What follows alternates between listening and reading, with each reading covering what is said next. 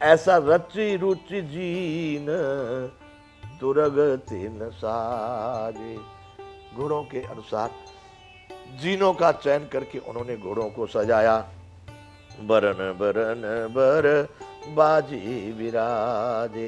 रंग रंग के उत्तम प्रकार के घोड़े वहां पर शोभित होने लगे। अनेक प्रकार के, अनेक अनेकों रंग के, उन्हीं उन्हीं प्रकार के, उन पर घोड़े पर कौन सी जीन अच्छी लगेगी उस तरह से आजकल लोग कपड़े वपड़े मैचिंग जैसे करते हैं ना, तो उसी तरह की वहां पर उन्होंने लगा करके घोड़ों को सजाना शुरू कर दिया है। सुभग सकल सुठ चंचल करनी अय इव जरत धरत पग धरनी। सुभग सकल सुठ चंचल करनी। सब घोड़े बड़े ही सुंदर और चंचल करनी चाल है उनकी, बड़ी सुंदर चाल के हैं। वे धरती पर ऐसे पैर रखते हैं जैसे जलते हुए लोहे पर रखते हो। अर्थात जलते हुए लोहे पर कैसे रखेंगे? रखते ही तत्काल उठा देंगे, छुआते ही तत्काल उठा देंगे, इस तरह से। बंधुओं, कहीं कहीं तो ये प्रसंग आया है कि महाराज के, राजा दशरथ के तो घोड़े रथ सदैव धरती से 4 आंगुल ऊपर ही रहा करते थे, धरती से नहीं छूते थे, ऐसा बताया गया है। रच रुच जीन तुरगत साजे बरन बरन बरबाज विराजे। सुभग सकल सुठे चंचल करनी अय इव जरत धरत पग धरनी। इतने सुंदर, इतने चतुर, इतने प्रकार के घोड़े अच्छे हैं कि पृथ्वी पर पैर छूते उठाते हैं, बहुत कम छुआते हैं। नाना जात न जाहे बखाने निदर पवन जन चहत उड़ाने। वो काबुली घोड़े हैं कि अफगानी हैं कि ईरान के हैं कि द्रविड़ के हैं कि कंधार के, कुछ नहीं, अनेकों अनेक प्रकार के, नाना जात न जाहे बखाने, अनेकों जाति के घोड़े, उनका वर्णन नहीं कर सकते। निदर पवन जन चहत उड़ाने। मानो कि वो वायु को भी निंदा करके, यानी वायु को भी पीछे छोड़ करके, उससे वायु से भी आगे उड़ सकते हैं। वायु जितनी गति से चलती है उससे भी तेज वो घोड़े चल सकते हैं। निदर पवन जन चहत उड़ाने, निरादर करके, वायु का निरादर करके, कुछ नहीं, तुम्हारा क्लास नहीं है। अगर 100 किलोमीटर की स्पीड से वायु चल सकती है तो घोड़े 125 में चलते हैं। निदर पवन जन चहत उड़ाने, ऐसा लगता है कि वायु को भी निरादर करके उड़ सकते हैं ये घोड़े। तीन सब छयल भये असवारा। ऐसे घोड़ों पर सभी छयल यानी जो किशोर थे, युवान थे, सब घोड़ों पर भरत जी के समान अवस्था वाले सब छैल छबीले राजकुमार, ऐसे घोड़ों पर जो बड़े तेज घोड़े थे, उन पर सभी अयोध्या के किशोर सवार हो गए। भरत सरिस भय राजकुमारा। भरत जी जैसी आयु वाले जितने भी राजकुमार थे, उनके सभी सगे संबंधी नगर निवासी जो भरत के जैसे थे, वो सभी उस तरह के उतने तेज वाले घोड़ों पर सब के सब असवार हो गए, यानी सवारी किए, चढ़ गए। सब सुंदर सब भूषणधारी कर सर चाप तून कट भारी। इतने सुंदर वो राजकुमारों की जोड़ियां दिखाई दे रही हैं, सभी सुंदर हैं अयोध्या के, सब भूषणधारी, सब पर उसी प्रकार के आभूषणों से सजे हुए हैं। कर सर चाप तून कट भारी, बड़े बड़े भारी तरकस उनके कमर में बंधे हुए हैं और हाथों में सबके धनुष बाण हैं।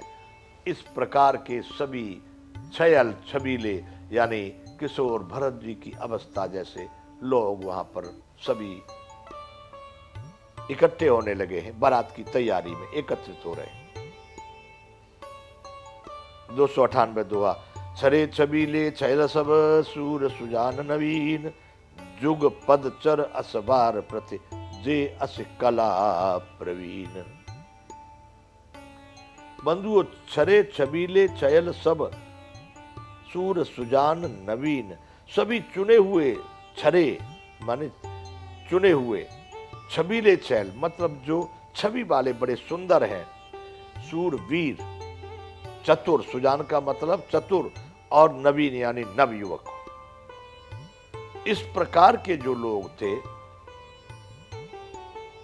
चुने हुए, उनमें से चयन किया गया कौन कौन उच्च कोटि के जो छबीले सूरवीर हैं, चतुर हैं और नवयुवक हैं, ऐसे लोगों को चुना गया, ऐसे किशोरों को चुना गया उस बारात में जाने के लिए, उन घोड़ों पर सवार होने के लिए। जुगपतचर असवार प्रति, प्रत्येक सवार के साथ 2 पैदल सिपाही है, जो अस कला प्रवीण, जो सदैव तलवार चला, असी कहते हैं तलवार को, तलवारबाजी में, तलवार की कला में जो बहुत योग्य हैं, ऐसे प्रत्येक घोड़े के साथ 2-2 पैदल सवार भी हैं उन घुड़सवारों के साथ में।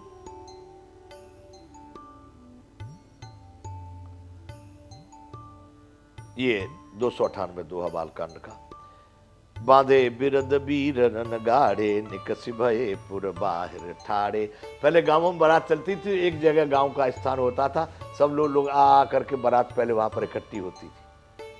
तो सब इस तरह से बांधे बिरद बीर रन गाड़े, सूरता का बाना धारण किए हुए रणधीर वीर सब निकल करके नगर के बाहर जाकर के खड़े होने लगे, अपने अपने घरों से इतने सुंदर आभूषणों से सजे हुए घोड़ों के साथ में, अस्त्र शस्त्र सुसज्ज, कितनी सुंदर वो बारात लग रही होगी। एक आध घोड़ा नहीं था बंधु, हो कितने घोड़े थे, कैसा था, अभी इसमें वर्णन आएगा। अब भाई गलटप होगा कि सही होगा ये मैं नहीं कहता हूं, लेकिन कैसा वर्णन है इसमें आप सुनिएगा। आगे इसमें आ रहा है कि बांधे बिरद बीर रन गाड़े, निकस भये पुर बाहर ठाड़े। नगर के बाहर जाकर के सब एकत्रित होने लगे। फिर है चतुर तुरग गति नाना, हर सय सुन सुन पनब निशाना। वो अपने अपने घोड़ों को घुमा रहे हैं, नचा रहे हैं, वो इधर से इधर, इधर से इधर ऐसे नाच रहे हैं। घोड़ों को तरह तरह की चाल फेर रहे हैं और भेरी तथा नगाड़े की आवाज सुन सुनकर प्रसन्न हो रहे हैं। भेरी बज रही है, रणभेरी बज रही है, नगाड़ों की आवाजें बज रही हैं, उन पर घोड़ों की ताल नचा रहे हैं।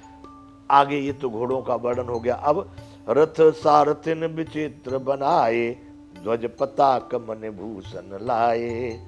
अब सारथी लोगों ने अपने अपने रथ तैयार किए, जिन पर ध्वज पताका आभूषण और किस किस प्रकार के सुंदर प्रकार से उनको सजाया गया। चबर चारु किंकिन धुनि करही, भानु जान शोभा अपहरही। उनमें सुंदर चंवर लगे हैं और घंटियां सुंदर शब्द कर रही हैं। वे रथ इतने सुंदर हैं मानो सूर्य के रथ की शोभा को छीने। इतने सुंदर रथ में छोटे छोटे घुंघरू घंटियां चारों तरफ बंधे हुए रथ चल रहे, कितनी सुंदर आवाज उसकी आ रही है। ऐसे ऐसे सारथी लोगों ने गजब से बहुत सुंदर प्रकार के रथ सजाए हैं। सावकरन अगणित हय होते, ते तिन रथन सारथिन जोते।